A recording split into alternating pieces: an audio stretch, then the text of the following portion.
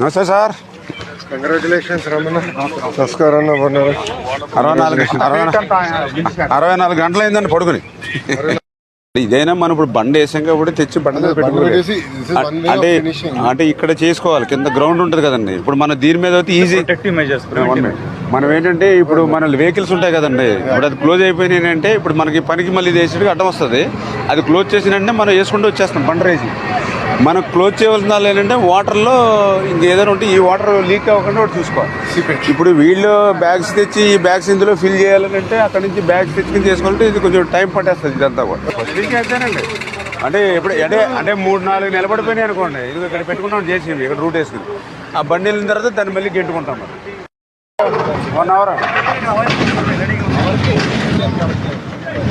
మనం గట్టిగా నుంచి ఉంటే 12 వస్తాయంటే మనం లేకపోతే 6 నుంచి 8 వస్తాయి.